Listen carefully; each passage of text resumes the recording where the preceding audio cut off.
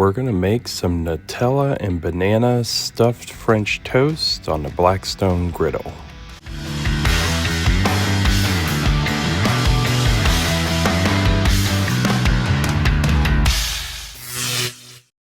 We're gonna start with some basic white bread. Normally you would use like an artisan bread or maybe a thicker style bread for this, but because we are stuffing this French toast, this basic white bread really is ideal. I'm going to use some Nutella and just spread that along both sides of the bread. It's important to get this on both sides because it kind of helps hold everything together. Otherwise your French toast will fall apart while you're trying to cook it. Then, of course, we need a banana. I like to peel my banana and leave about half the peel on so that I could set it on the table and cut into it without having to worry about holding it or getting another plate for it or setting it on the table. And I'm just going to cut little slices off this banana. I would say these slices are going to be about 1/4 inch thick, and I'm going to spread that all over one side of my bread, making sure to cover every inch of the bread that I can. Once we have all the banana slices on there, we're just going to close our sandwich here. And again, that Nutella is going to hold everything together. I'm going to give it a little bit of a press with my hand, trying to kind of seal it together and make sure those edges are kind of sealed together as best as possible. And then I'm going to just set these to the side on a wire rack while I make the rest. Now we need to make our egg dip for our French toast. So I'm going to put 3 eggs in the bottom of a large bowl. And I'm going to give those a good mixing to kind of get them scrambled up. I want to do this first before I add any more ingredients. Just helps everything kind of come together later. Then once I have these mixed together nicely with a whisk, I'm going to take some half and half. You could of course use heavy cream, or if you don't have either of these, you could just use milk. But I like to use half and half. And I'm going to try to put about an equal amount of half and half for the amount of eggs that I have in there.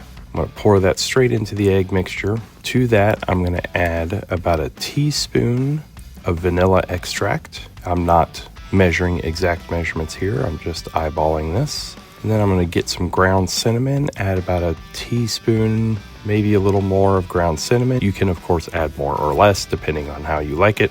Then I'm going to give that a good mixing with my whisk. Then I'm going to take my Nutella and banana sandwiches that I've made over here, and I'm just going to set that right down into that mixture. And I'm going to leave it for just a second to kind of let that bottom piece of bread really soak up that mixture. Then I'm going to give it a good flip and make sure I get the other side just as well. And then once it's fully saturated, I'm going to set that right back on my wire rack and kind of let it drain a little bit so that it's not super wet. While that's draining, I'll go ahead and get my other sandwiches done. Now to cook these, I've got my griddle preheated on low heat. I don't want them to cook super fast because I want to monitor how brown they get. And then I'm just going to use a stick of butter. I'm going to spread enough butter for 1 piece of French toast. You need to be really delicate with these French toast pieces just because they're going to be really delicate because of how saturated they are in that egg mixture. And I'm going to just do these one at a time, adding them to the griddle. Add a little bit of butter, add a sandwich. Add a little bit of butter, add a sandwich. I'm going to monitor these closely with my heat. When I see that they've started to brown to the point that I like it, I'm going to give them a good flip. Again, this is on low heat because we don't want them to cook too fast. We want to get that beautiful golden brown color like you see here. And then once they're ready, I'll go ahead and pull those off and set them right back on that wire rack. Then for serving, I'm going to cut each one of these in half so that we have 2 triangular pieces of French toast stuffed with that gooey, warm Nutella and those bananas.